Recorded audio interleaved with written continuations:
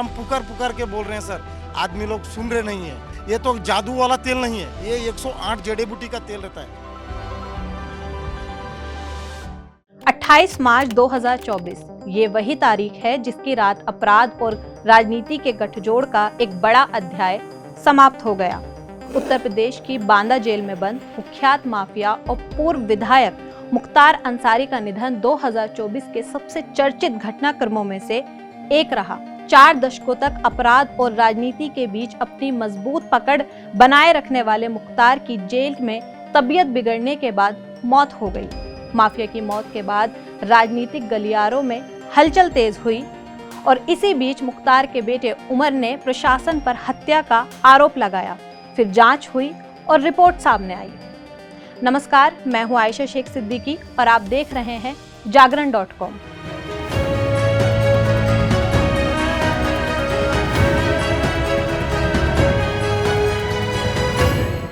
आज हम उत्तर प्रदेश के कुख्यात माफिया मुख्तार अंसारी के जरायम की कहानी बताएंगे।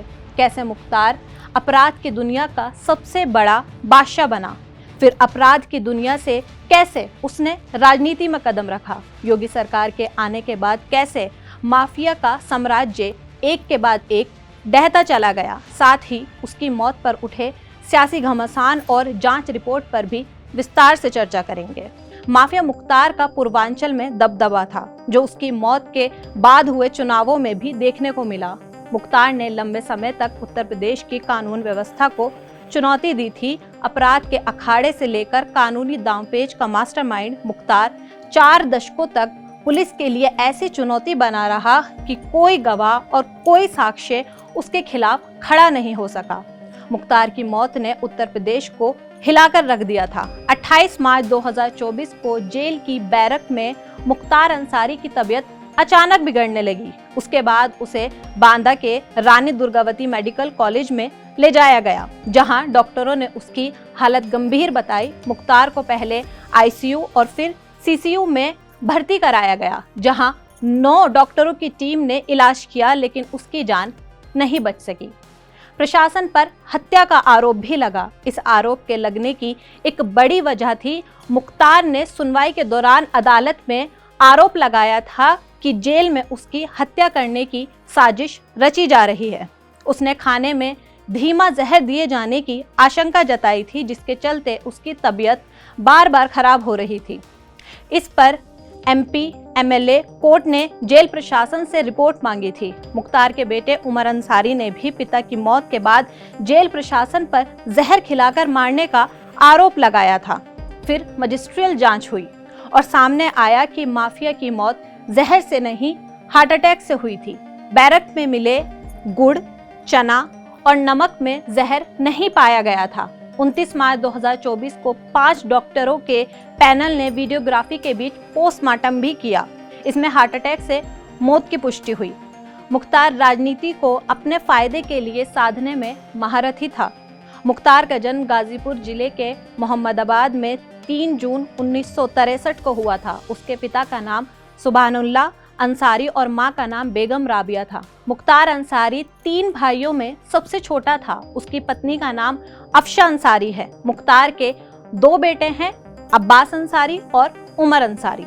मुख्तार अंसारी के दादा डॉक्टर मुख्तार अहमद अंसारी महात्मा गांधी के करीबी हुआ करते थे। यही नहीं, अपने जमाने के मशहूर सर्जन मुख्तार अहमद अंसारी कांग्रेस के राष्ट्रीय अध्यक्ष भी बने।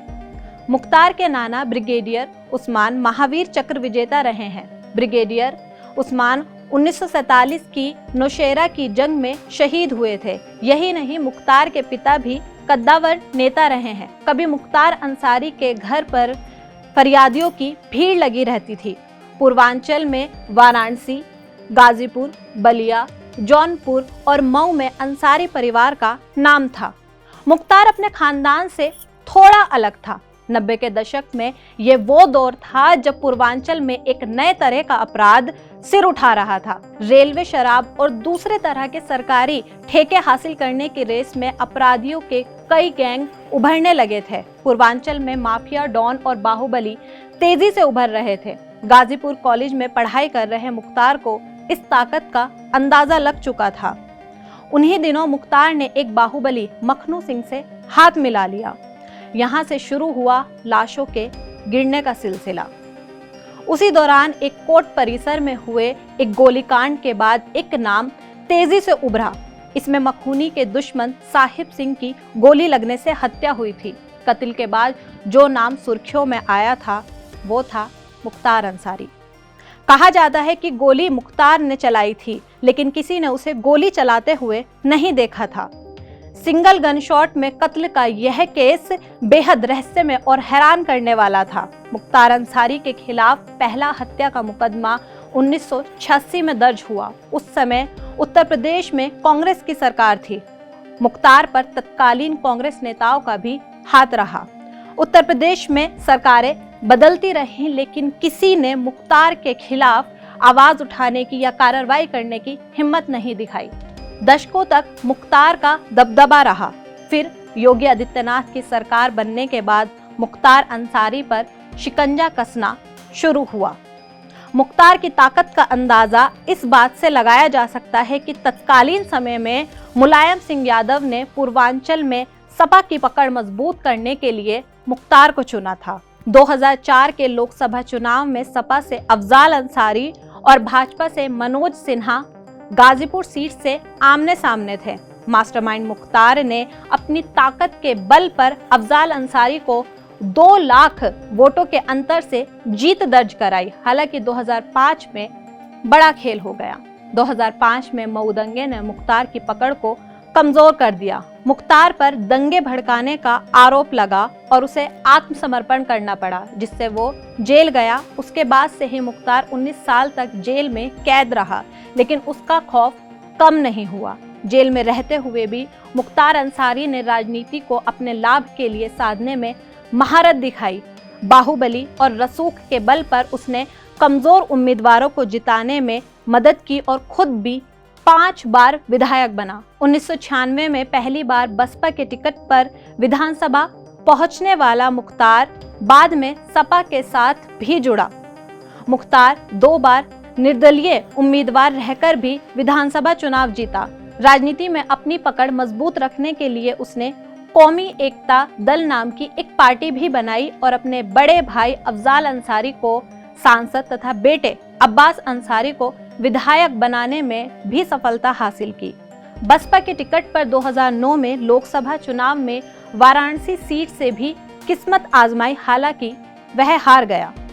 मुख्तार ने जेल से ही भाजपा के दिग्गज नेता कृष्णानंद राय की हत्या को अंजाम देने की साजिश रची।